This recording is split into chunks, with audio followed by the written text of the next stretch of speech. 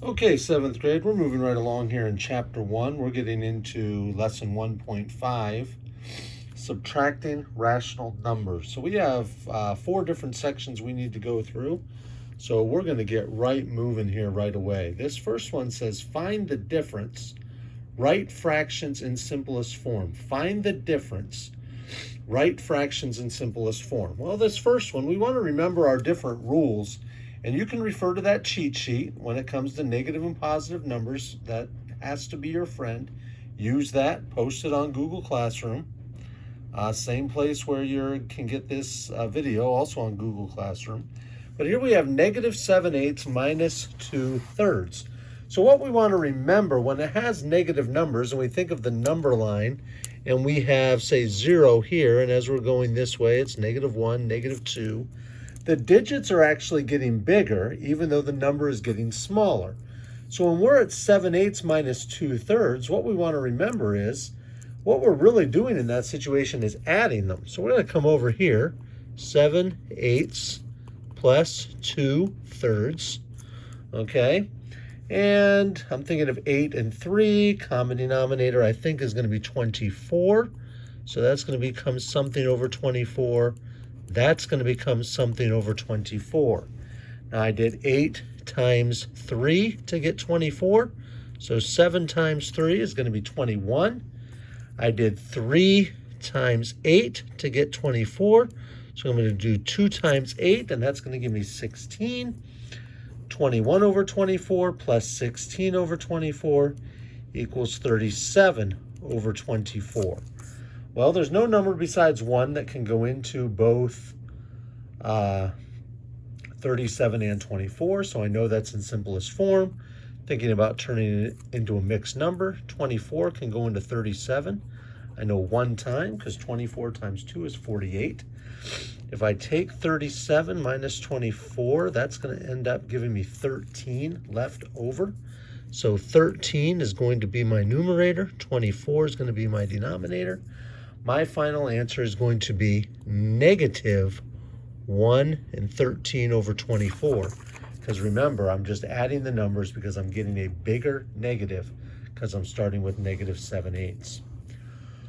1 4/7 plus a negative 3 1/6. 1 4/7 plus a negative 3 1/6. So now I know that when I add a negative, it's the same as subtracting. So there's a couple different things I can do.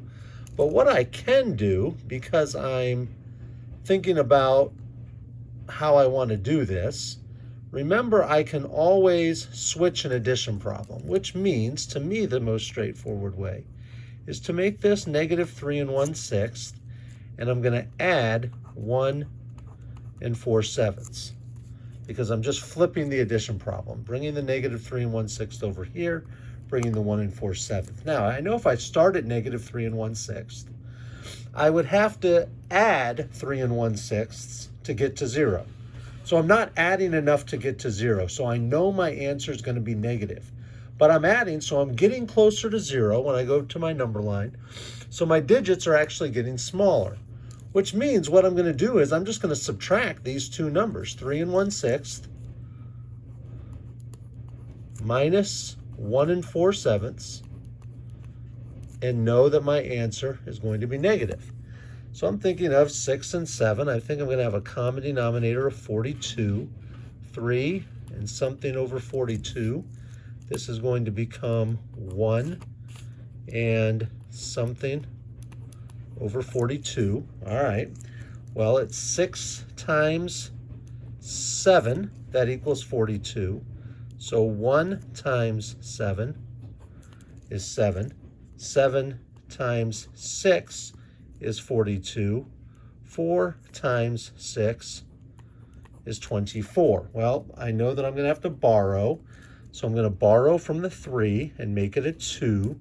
And remember what I'm doing with fractions. When I borrow one whole part, I'm going to think of that as 42 over 42. That's just a reminder of how we subtract fractions. So I need to add the 1 that I borrowed from here to here. So I'm adding 42 over 42 to 7 over 42. Essentially, I'm just adding that number. 42 plus 7 is 49. Okay, 49 minus 24 is 25 over 42. 2 minus 1 is 1. I know that my answer needs to be negative. Those are things you just have to remember, because I was negative 3 1/6, and I did not add enough to get to 0. So my final answer is negative 1 25 over 42. And that's in simplest form because nothing besides 1 can go into both 25 and 42. Last one in this section, 6 235 thousandths minus a negative 4 327 thousandths. Now remember, when I'm subtracting a negative, it's just the same as adding.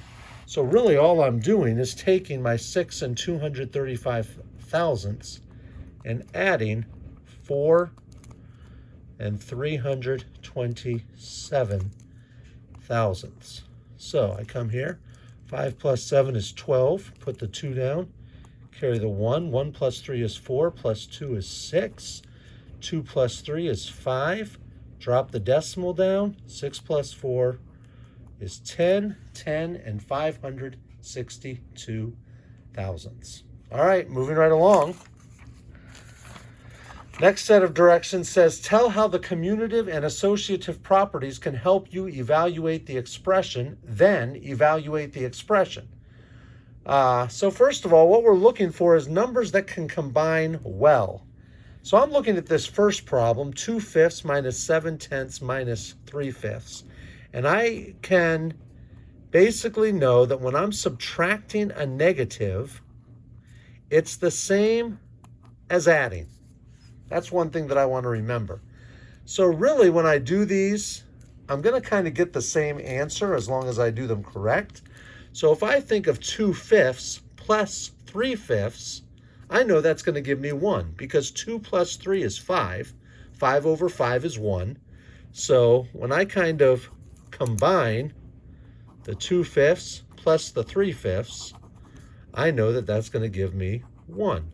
And then I'm going to be left with 1 minus 7 over 10. Well, I know that the 1 can turn into 10 over 10.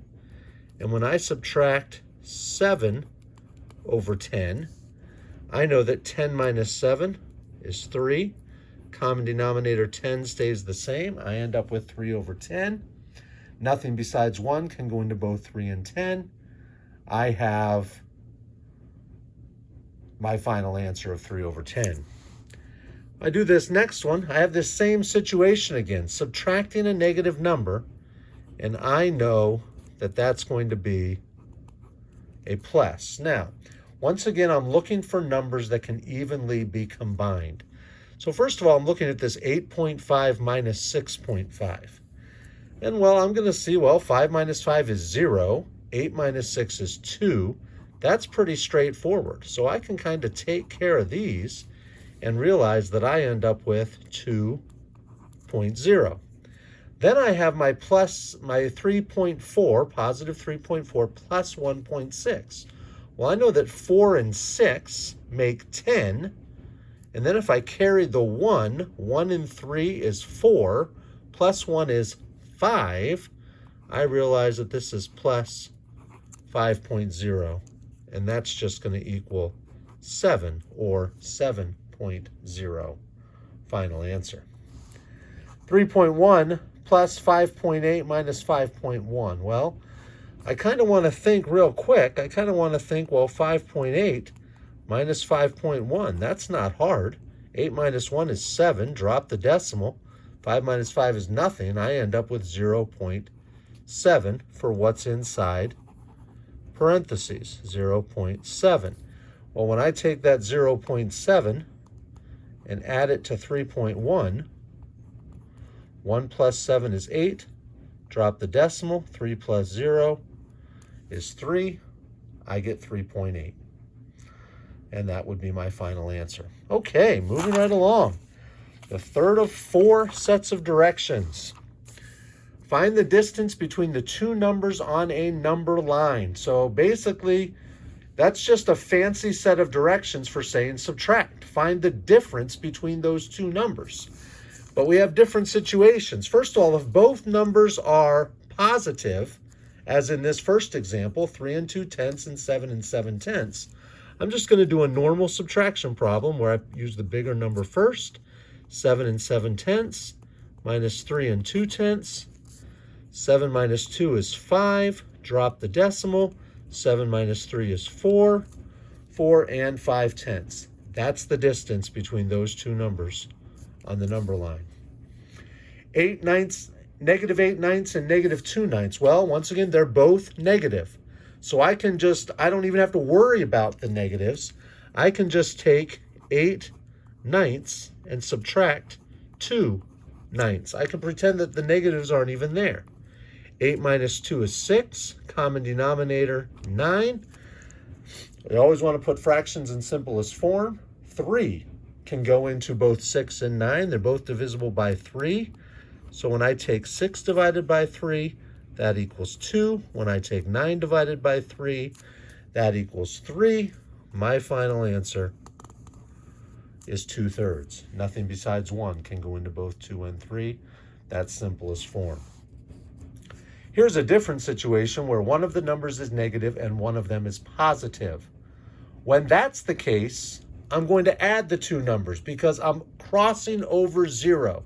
So essentially, I'm just going to be adding these two numbers, 7 plus 4 and 1/3. Well, nothing in 1/3 makes 1/3. 7 plus 4 is 11. 11 and 1/3 is in simplest form. The distance between these 2 points is 11 and 1/3. So if both numbers are positive or if both numbers are negative, like in these first two examples, you're going to subtract. If one number is negative and one number is positive, you're going to add, like we did here. This last part is basically doing that same sort of thing. It's just going to look different. Now we're imagining that it's two ordered pairs on a coordinate plane.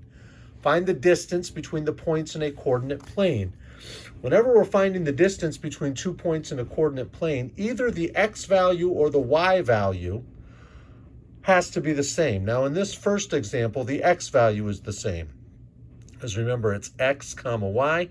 X in both points is -3. Well, here's an example where both numbers are positive. So I'm just going to do a subtraction problem. 7 and 8/10 minus 2 and 1/10. 8 minus 1 is 7. 7 minus 2 is 5. The distance between those 2 points is 5.7, or 5 and 7/10. 5 and a half and -1 and 2/3. The other point, 5 and a half, -3 and 1/6. Both numbers are, I had to clear that up, sorry about that. Both numbers in the x spot, the x coordinate of 5 and a half, are the same. The y coordinate numbers are different, but they're both negative. So you'll remember in the previous example where we were finding the distance on the number line, when both of them were negative, I simply just forgot about the negative numbers. I don't have to worry about the negative, and I'm just going to do a subtraction problem. 3 and 1/6 minus 1 and 2/3. All right, so let's kind of rewrite that over here. 3 and 1/6 minus 1 and 2/3. Now, I'm thinking about common denominators. That's going to become 3 and something over 6. With 6 and 3, I'm thinking we can just use 6. So my 3 and 1/6 is going to stay the same. 3 times 2 is 6. 2 times 2 is 4. Now I know I can't do 1/6 minus 4/6, so I'm going to borrow from the 3. I'm going to make that a 2. I'm borrowing one whole part, so that's 6 over 6. That 1 equals 6 over 6, because remember, when the numerator and denominator are the same, it equals 1. So I'm taking that 6 over 6, I'm adding it to the 1 over 6, and it's becoming 7 over 6. So my 3 and 1 over 6 became 2 and 7 over 6. Well, 7 over 6 minus 4 over 6 equals 3 over 6. And my 2 minus 1 equals 1. Both 3 and 6 are divisible by 3. So my 1 is going to stay the same. 3 divided by 3 is 1. 6 divided by 3 is 2. I end up with 1.5 as the distance between those 2 points. And that would be in simplest form because the only number that can go into both 1 and 2 is 1. This last one, now this time the y coordinate is the same. They both have a y coordinate of 3.2. The x-axis goes left to right. The y-axis goes up and down. I have a negative 2.7 and a positive 5.8. Just like in the section with the number line, when one of the numbers is negative and one of them is positive, we just add them together. 2 and 7/10, 5 and 8/10. I'm going to add them together. 7 plus 8 is 15. Put the 5 down, carry the 1. Drop the decimal. 1 plus 2 is 3, plus 5 is 8. I end up with 8 and 5/10. That's the distance between those 2 points on the number line. All right, 7th grade, this is lesson 1.5. Talk to you later. Bye.